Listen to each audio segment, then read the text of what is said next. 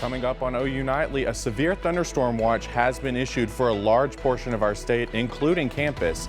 I'll let you know what time these storms could hit Norman. And strong emotions among OU students. Why they held a sit-in today at the Union. Plus, the popular sleep supplement that could land you in the hospital. This is OU Nightly.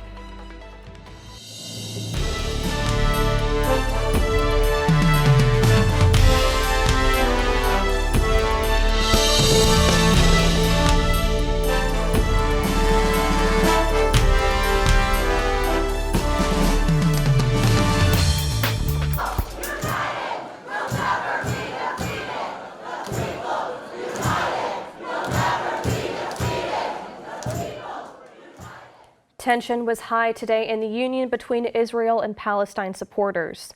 But before we talk about today's sit-ins, let's take a look at our forecast. I'm Darian Curry. And I'm Melina Samir. It's pretty nice and sunny right now, but that may change. OU Nightly meteorologist Braden Seo tells us about the severe weather threat tonight. Braden?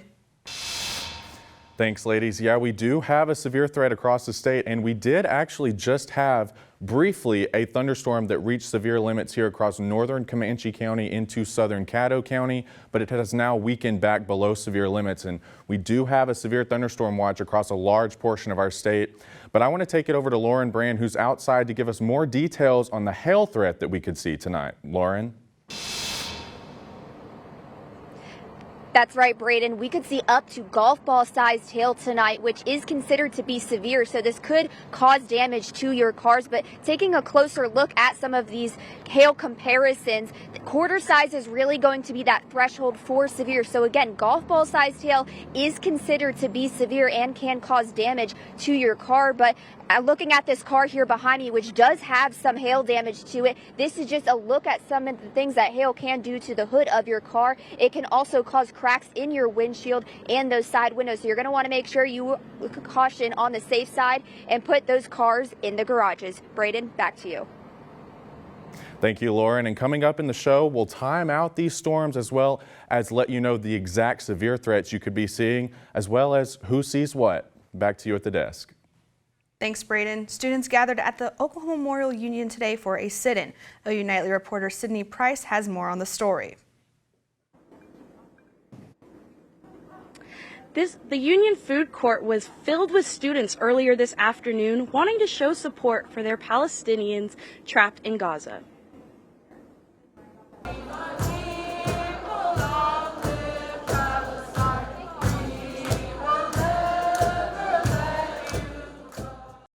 Muslim and Palestinian students wanted their voices heard, demands for an end of Israel's offensive in Gaza, and they want OU leadership to call for a ceasefire. The loud silence of the OU administration has caused pain to not only Palestinians on campus, but also Arabs, Muslims, and countless other students of all backgrounds. The pro-Palestinian demonstrators say they were compelled to protest after months of seeing the graphic images of civilian casualties in Gaza.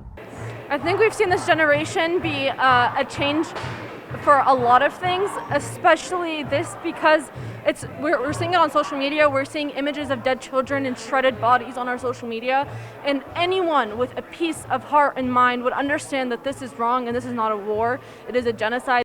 In addition to their demands for OU leadership to speak out, they also hope their fellow OU students hear their demands for action. Universities across the nation are seeing similar protests, and they say this is only one protest of many more to come. It's organizing to take power away from the rich, from the powerful in your community, in your state, and in your country, because there's no other way you can do anything. The Student Coalition for Palestinian Liberation organized this sit-in and is a resource available to students. Reporting from the Union Courtyard, Sydney Price, OU Nightly. Thank you, Sydney. Also flooding the Union today were Israeli counter-protesters who came as a response to the sit-in. OU Nightly's Kennedy Patterson spoke to those who came out to support Israel. She is live outside with the Union with more.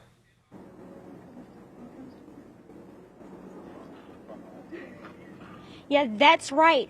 Just inside these doors, pro-Israel protesters gathered in opposition to the pro-Palestinian sit-in that happened in the same place. Israeli protesters say that the action behind this was to give their perspective of the war. In the midst of the large group of pro-Palestine supporters stood the small group of pro-Israelis chanting with signs and flags.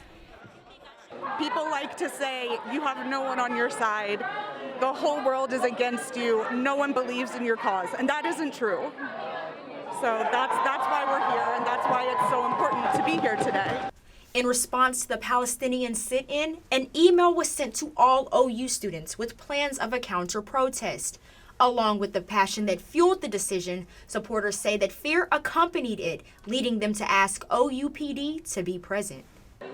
We are afraid of physical violence, we are afraid of being doxxed, we are afraid of all sorts of things. Other OU organizations participated in the protests, stating they felt the need to support students they believe were going unheard. I want them to know that there is a voice for the Israelis here on campus, that it's not all just one side. As OU has a significant Jewish community and programs, protesters are working to make sure those here and in Israel feel seen. The university released a statement today saying they support both groups' freedoms of speech and expression and are prioritizing the safety of all students. Reporting live, Kennedy Patterson, OU Nightly. As protesters chanted, restaurants in the Union stayed open for lunch, and students who were just there to grab a bite to eat found themselves in the middle of the action.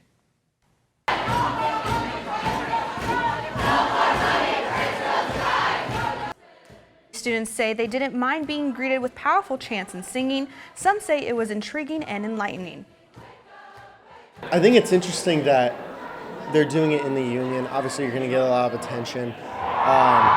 You're also going to get a lot of volume, like you can probably get right now. Yeah, that's cool. That's really, I didn't know much about it, but it's definitely more enlightening now. Now that it's on campus. The entire time, protesters were peaceful. And the search for a new Dean of Gaylord College continues today. Coy Taylor is live in the newsroom with the latest on the search. Coy?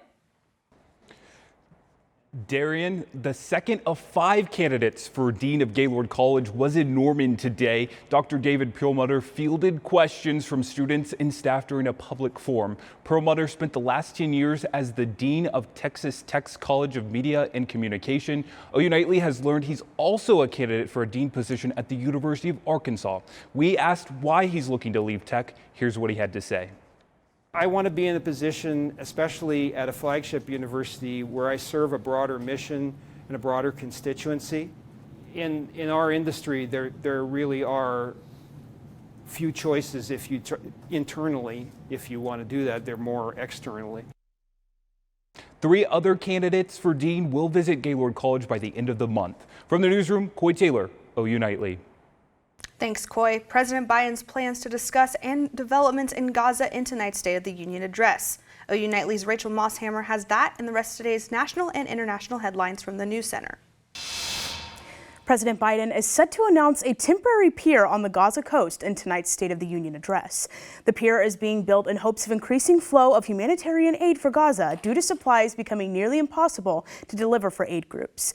Officials have not provided details on how the port will be constructed, but noted that the U.S. military has what they say are unique capabilities. And a deadly Russian missile struck New Ukrainian President Volodymyr Zelensky today. The group Zelensky was with says that the president was not harmed, but the Ukrainian Navy says that 5 people were killed and more were wounded in the strike. The group also says that they felt the impact and saw a cloud of smoke after the blast. And one 16-year-old is in critical condition after 8 teenagers were shot in Philadelphia. Philadelphia police say that there are 7 other teenagers in stable condition. The students were waiting for a bus at around 3 p.m. when 3 suspects approached them and opened fire. Authorities say that they are still searching for the suspects, who are armed and dangerous. And a House committee advanced a bill on Thursday that could lead to a nationwide ban of TikTok on all American devices. Darian, Melina. Thanks, Rachel. A new way to track blood sugar in the palm of your hands. Find out more about this new technology and how easy it is to get, still ahead. And the largest team of collegiate meteorologists is tracking the threat of severe weather tonight. Find out what time it could hit campus coming up here on OU Nightly. For the first time ever, over-the-counter birth control pills are being shipped to stores and pharmacies across the U.S. Julia Roberts has that story and more in today's Health Beat. Darian, this oral contraceptive is called Opill, a mini pill using only the hormone progestin. When taken correctly, the company says it can be up to 98% effective in preventing pregnancy. The pill will also be available at opill.com and other online distributors, and available also in person at stores like CVS and Walgreens. Another new over-the-counter purchase can help people with diabetes. The FDA also approves the first over-the-counter continuous glucose monitor. The FDA says the glucose monitor Stilo will now work with the smartphone app to monitor, record, and analyze blood sugar levels. Users only have to put the device on the back of their upper arms, meaning no more fingerprint pricking. The device should be available this summer.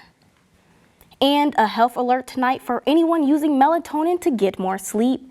The CDC reports 11,000 children went to the ER between 2019 and 2020 due to taking sleep aid unsupervised. Experts says melatonin gummies look a lot like candy, with some only having CBD. The good news, most of the children did not need to stay overnight in the hospital. There's more good news for Oklahoma kids with heart problems. Those in need of a heart transplant will not need to leave the state to get one. Oklahoma Children's Hospital is now the first and only hospital in the state to start performing pediatric heart transplant. And no surprise, is part of OU's health. Darian, Melina. Thanks, Julia. Severe weather is on its way tonight with potential golf ball-sized hail. How to keep your car safe coming up. And we do have that severe threat. A severe thunderstorm watch is in effect. I'll let you know what to expect this evening coming up on OU Nightly. Welcome back to OU Nightly. Here's a live look from our Weather Center cam of the skies across southwest Oklahoma, where we did just have a severe thunderstorm. It has now weakened below severe limits, but it was severe for a little bit. We did have a report of quarter-size hail north of the Lawton area. Right now in Norman, we're currently sitting at 72 degrees under sunny skies, and we do have that severe thunderstorm watch that goes until 10 p.m. tonight, and there is a severe thunderstorm warning right now right along the Red River, trying to move its way into southwestern Oklahoma. Looking at the current radar, you can see we did have that one severe storm here north of Lawton that did weaken fairly quickly back down below severe limits. But looking at these rain chances going into this evening, you can see we've got a high chance for some severe storms here across portions of central into northeastern Oklahoma, even some snow starting to sneak into the state up into northwestern Oklahoma.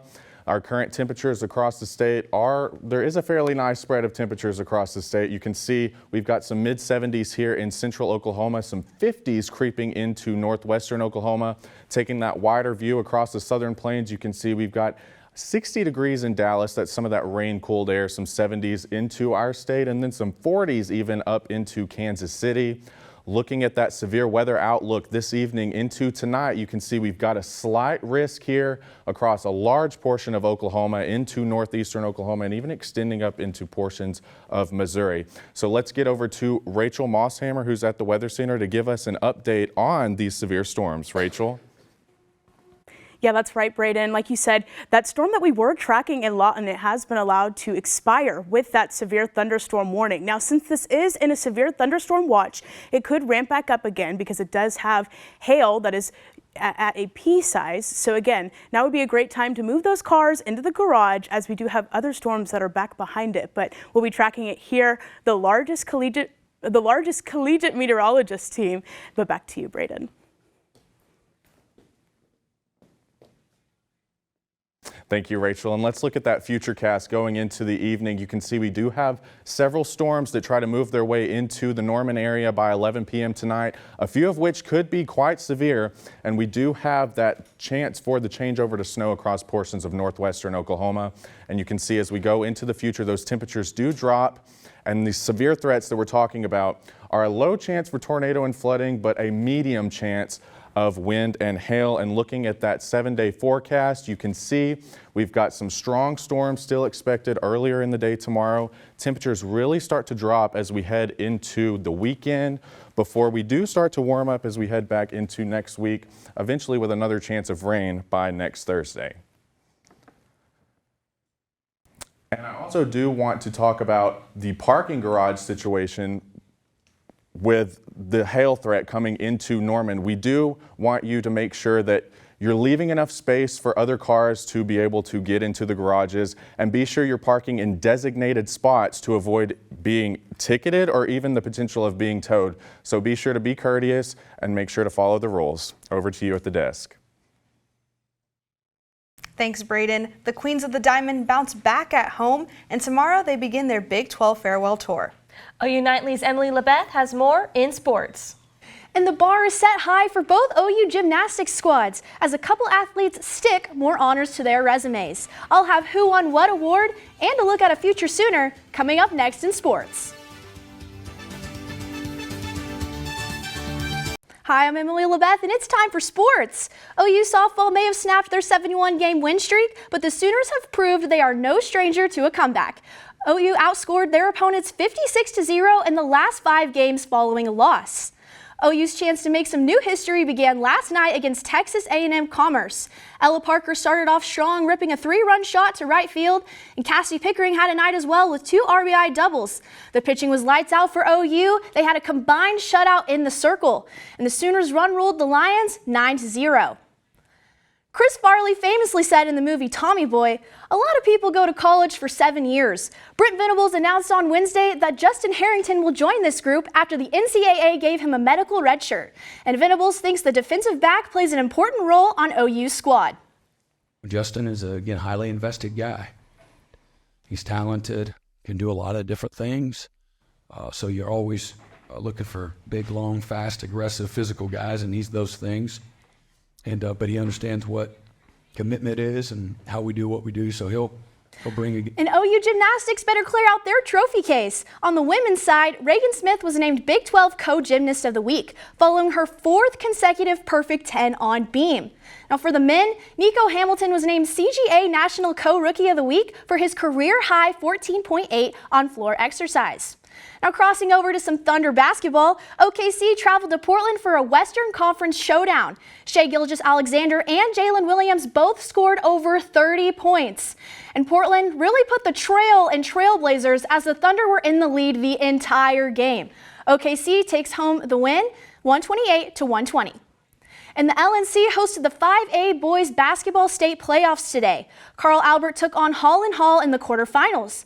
Holland Hall's Carter Britton went 5 of 6 from 3, but the game was all about the Titans. Jaden Hopkins had a game-high 23 points, and OU football commit Marcus James had 2 buckets on the day. Carl Albert takes home the win, 57-51. We'll be right back after the break. I'm Kamarion Brown at the OU Nightly Update Desk. The multi-county grand jury indicted 6 people today in connection with 2 large seizures of illegal marijuana. 5 defendants face 9 felony charges for their relation to a seizure in Pottawatomie County on November 16, 2023. In addition to these indictments, Kangman Lee is charged on 6 felony counts stemming from a marijuana bust in January. We'll be following Darian, Melina. Thanks, Kamarion. We know severe weather is on the way, but let's check in one last time with OU Nightly meteorologist Braden Co. Braden. Thanks, Melina. And yeah, we did have briefly a severe thunderstorm here north of the Lawton area that has weakened down below severe limits. But don't be fooled, because we do have a severe thunderstorm watch until 10 p.m. So severe weather is certainly still possible as we go through the evening. And looking at those specific severe threats, you can see we've got wind and hail in the medium category. Tornado threat is low, but not zero. So make sure you stay tuned to warnings this evening.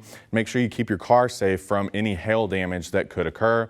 Looking at the 7-day forecast, We could see again some strong storms early in the day tomorrow before the rain moves out, and we really start to cool down as we head into Saturday. Sunday we start to warm up quite a bit, and by the early part of next week we could be talking about 70s once again. Ladies, over to you.